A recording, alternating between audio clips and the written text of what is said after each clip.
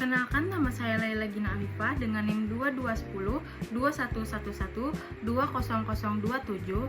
Hari ini saya akan menjelaskan tentang film dokumenter politik, yaitu Dirty Vote 2 sebagai pemenuhan UAS Hukum dan Politik. Film ini menceritakan bagaimana sistem politik yang dikendalikan oleh kekuatan tertentu sehingga menguntungkan satu kelompok yang sama secara terus-menerus. Gambaran umum tentang film ini yaitu merupakan kelanjutan dari film dokumenter dari pertama yang tayang menjelang pemilu 2024. Jika film pertama berfokus pada indikasi kecurangan dan rekayasa kekuasaan sebelum hari pemungutan suara, maka Dirty Vote 2 ini menyoroti fase pasca pemilu, khususnya bagaimana kekuasaan tetap dipertahankan melalui mekanisme hukum, institusi negara, dan pembentukan narasi publik. Yang kedua, fokus utama dari film Dirty Vote 2 ini mencakup beberapa isu yang diangkat, yaitu antara lain pelembagaan kecurangan, yaitu film ini menunjukkan bahwa dugaan kecurangan pemilu tidak terdiri sebagai peristiwa insidental, melainkan telah terlembaga dan di sistem penyelenggaraan negara, mulai dari penyelenggaraan pemilu, birokrasi, hingga aparat penegak hukum ditampilkan sebagai bagian dari struktur yang saling menopang kekuasaan. Lalu peran lembaga negara pasca pemilu, Dirty Vote 2 ini mengkritisi peran lembaga-lembaga seperti Mahkamah Konstitusi dalam penyelesaian sengketa hasil pemilu, DPR yang dinilai gagal menjalankan fungsi pengawasan secara efektif, dan aparat penegak hukum yang cenderung selektif dan dalam menindak pelanggaran. Yaitu hal ini dapat memperlihatkan adanya defisit check and balance dalam sistem ketatanegaraan. Lalu ada normalisasi pelanggaran demokrasi, yaitu film ini menegaskan bahwa pelanggaran demokrasi tidak lagi dipandang sebagai masalah serius, melainkan dinormalisasikan melalui narasi stabilitas nasional, kepentingan negara atau kehendak rakyat, meskipun prosedur demokratisnya dilanggar. Bedaan antara Dirty Vote pertama dan Dirty Vote kedua, yaitu Dirty Vote pertama itu fokus pada pra-pemilu, dugaan intervensi kekuasaan, tekanan terhadap proses pemilu, dan kecurangan sebagai peristiwa. Kalau Dirty Vote yang kedua itu fokus pasca pemilu, konsolidasi dan legitimasi kekuasaan, tekanan terhadap institusi hukum, lalu kecurangan sebagai sistem. Pesan utama dari film ini adalah demokrasi tidak runtuh karena satu pelanggaran besar, melainkan karena pembiaran pelanggaran kecil yang terus-menerus diulang oleh negara ini. Dan film ini mengajak publik untuk tidak hanya fokus pada hasil pemilu, tetapi juga pada integritas hukum dan akuntabilitas pemerintah. Relevan dengan isu HAM dan akuntabilitas pemerintah dalam konteks kajian hak asasi manusia, film Dirty Vote 2 ini menunjukkan bahwa hak politik warga negara dilanggar secara struktural. Lalu negara gagal memenuhi kewajiban to respect, protect, and fulfill hak politik. Dan ketika mekanisme koreksi seperti pengawasan, peradilan, partisipasi publik tidak berjalan, maka akuntabilitas pemerintah menjadi ilusi saja. Film ini tidak hanya melanjutkan kritik dari film pertama tentang kecurangan pemilu 2024 yang sudah pernah terjadi, tetapi juga memperluas cakupan analisisnya ke proyeksi masa depan demokrasi dan kekuatan Indonesia dalam aspek politik. Kalau dikaitkan dengan aspek hukum di Indonesia saat ini, ada beberapa isu penting. Yang pertama ada supremasi dan netralitas hukum, yaitu film ini mengkritik bagaimana hukum dan institusi hukum yang seharusnya netral malah seringkali dijadikan alat politik oleh kelompok-kelompok berkuasa, kelompok-kelompok tertentu, sehingga prinsip due process dan equality before the law dipertanyakan. Lalu ada perlindungan demokrasi lewat hukum dan pemilu.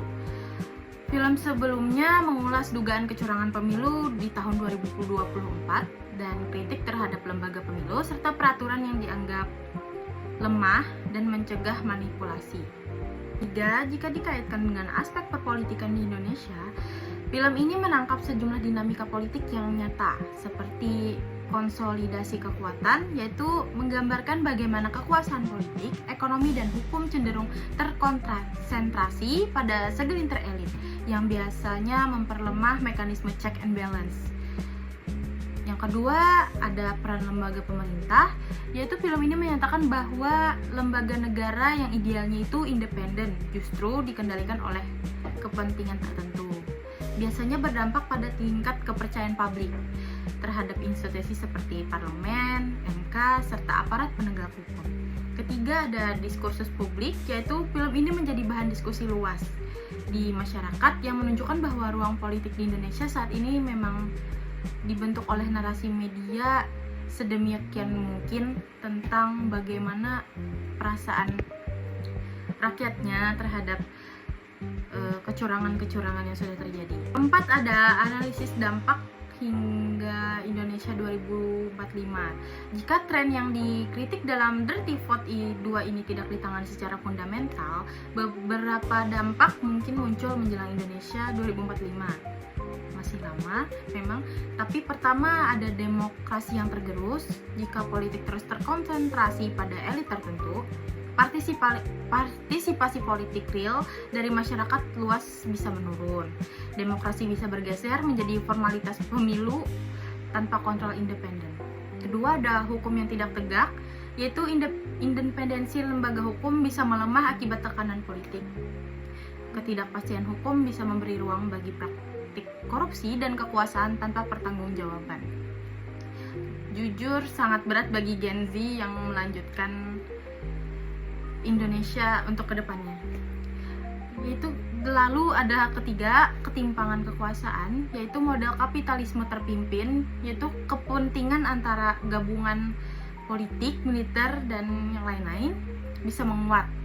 Lalu kelompok kecil bisa menguasai arah kebijakan ekonomi, sosial, dan politik. Hal tadi bisa berpotensi menghambat cita-cita Indonesia Emas 2045 yang digagas sebagai masyarakat adil, makmur, dan demokratis, tetapi tidak ada gambarannya sampai saat ini, sudah 2024.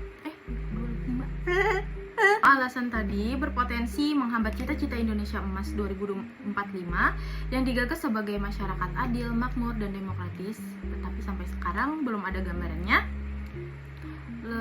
Menurut saya memberi saran dan harapan kepada Indonesia, yaitu seperti memperkuat supremasi hukum, yaitu diperlukannya reformasi kelembagaan untuk memastikan lembaga hukum bebas dari pengaruh politik atau oligarki, dan penegakan hukum harus objektif dan transparan kepada pihak-pihak lain. Kedua, yaitu perbaiki sistem pemilu, reformasi kembali aturan kampanye dan pendanaan politik, pilkada dan pemilu harus lebih adil dan independen. Ketiga, dorongan partisipasi aktif warga, yaitu pendidikan politik masyarakat harus diperkuat agar warga dapat menjadi pemeriksa kekuasaan yang efektif. Media dan komunitas sipil harus dilindungi dan menyuarakan kritik. Lalu keempat, ada perlu pengawasan publik yang lebih kuat, seperti bentuk mekanisme kontrol yang lebih kuat atas lembaga negara termasuk audit sosial dan partisi masyarakat. Film Dirty Vote 2 ini bukan sekedar dokumenter yang dibuat oleh para kritikus, tapi juga sebuah cerminan reflektif bagi warga-warga Indonesia, bagi semua masyarakat di Indonesia, untuk melihat bagaimana demokrasi dan supremasi hukum berjalan. Tantangan kita sekarang adalah memastikan generasi berikutnya mewarisi Indonesia yang lebih adil, lebih demokratis, dan lebih kuat secara hukum untuk kemajuan bangsa Indonesia. Sekian penjelasan saya tentang film Dirty Vote 2, sudah saya jelaskan tadi. Lalu saya berikutnya akan menjelaskan tentang pandangan saya terhadap bencana alam yang terjadi di Aceh dan Sumatera. Saya sebagai mahasiswa hukum memandang bencana alam yang terjadi berulang kali di daerah Aceh dan Sumatera seperti banjir bandang, longsor, kebakaran hutan, abrasi, dan lain-lain tidak bisa dilihat secara setengah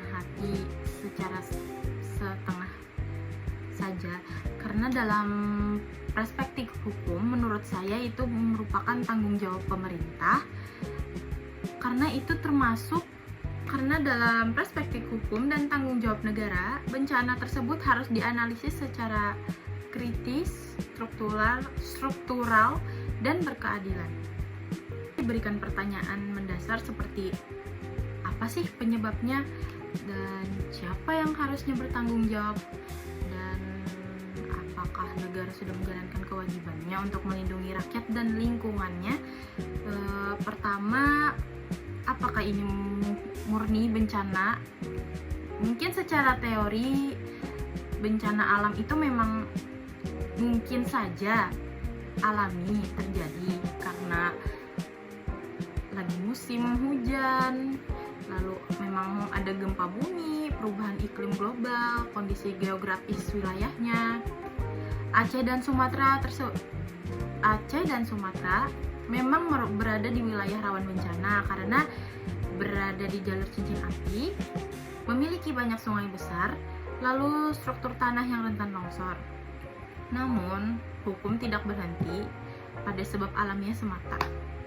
Karena dalam kajian hukum lingkungan ada konsep bencana ekologis akibat kelalaian manusia. Artinya meskipun pemicunya alam, dampak dan skalanya diperparah oleh tindakan manusianya langsung. Menurut saya, melihat dari banyaknya bencana di Aceh dan Sumatera, bukan lagi sekedar takdir alam, takdir Tuhan, melainkan akibat dari keserakahan dan kebijakan yang abai terhadap hukum lingkungan. Beberapa faktornya adalah deforestasi dan alih fungsi lahan seperti pembukaan hutan untuk perkebunan skala besar, penebangan liar yang terjadi seperti yang saya lihat ada di salah satu video warga yang melihatkan bahwa banyak pohon-pohon yang habis ditebang lalu terbawa arus setelah bencana itu terjadi. Lalu ada perusakan daerah resapan air yang berakibat banjir bandang, longsor, dan hilangnya keseimbangan ekosistem. Lalu tata ruang yang melanggar hukum, seperti banyak daerah yang membangun pemukiman di bantaran sungai, mengizinkan tambang di wilayah rawan bencana, dan mengeluarkan izin tanpa AMDAL yang layak. Menurut saya itu adalah pelanggaran terhadap hukum administrasi dan hukum lingkungan. Lalu ada kepentingan ekonomi yang mengalahkan keselamatan rakyat. Sebagian pengusaha-pengusaha di sana, mungkin tidak hanya di sana, di sini juga ada, mengabaikan resiko bencana untuk kepentingan sendiri, mengorbankan keselamatan masyarakat dan keuntungan demi keuntungan, lalu memperlakukan alam sebagai objek eksploitasi. Dalam bahasa yang tegas dan jujur, itu adalah sebuah kesombongan, kekuasaan, dan kebodohan struktural. Kalau dilihat dari perspektif hukum, siapa yang harus bertanggung jawab? Dalam Undang-Undang 1945 Pasal 28H Ayat 1 ditegaskan bahwa setiap orang berhak atas lingkungan hidup yang baik dan sehat. Selain itu, ada Undang-Undang Nomor 32 Tahun 2009 tentang perlindungan dan pengelolaan lingkungan hidup. Lalu ada Undang-Undang Penanggulangan Bencana dan prinsip strict liability dalam hukum lingkungan. Negara itu wajib mencegah, bukan hanya menanggulangi. Jika negara sudah lalai mengawasi izin, membiarkan perusakan lingkungan, tidak menindak pelaku perusakan, maka bencana tersebut menurut saya berubah dari bencana alam menjadi bencana kebijakan. Pendapat saya tentang bencana ini adalah, pertama, bencana di Aceh dan Sumatera itu adalah bencana ekologis politik karena alam rusak karena keputusan manusia dan hukum sering kalah oleh kekuasaan dan modal. Kedua, ada penegakan hukum lingkungan yang masih lemah karena korporasi besar sering lolos dan masyarakat kecil yang menanggung dampaknya. Ketiga, ada keadilan lingkungan yang belum terwujud, yaitu yang merusak tidak selalu dihukum, yang miskin paling menderita. Dalam kondisi ini, saya menyebutnya bencana ini bukan murni kehendak alam, tetapi memang karena kelalaian dari orang-orang yang seharusnya bertanggung jawab. Harapan saya kepada bencana tersebut untuk kedepannya semoga tidak terjadi lagi. Saya sebagai generasi penerus, walaupun saya tidak langsung ada di TKP tempat kejadian dan bukan orang sana. Saya hanya berharap hukum harus berpihak pada kelestarian, bukan keserakahan. Negara harus hadir sebelum bencana, bukan hanya setelahnya, seperti yang sudah terjadi. Lalu saya sebagai mahasiswa juga harus ikut andil menjaga lingkungan. Sekian penjelasan dari saya tentang film Dirty Pot dan bencana alam yang terjadi di Aceh dan Sumatera. Terima kasih sudah menonton video ini. Assalamualaikum warahmatullahi wabarakatuh.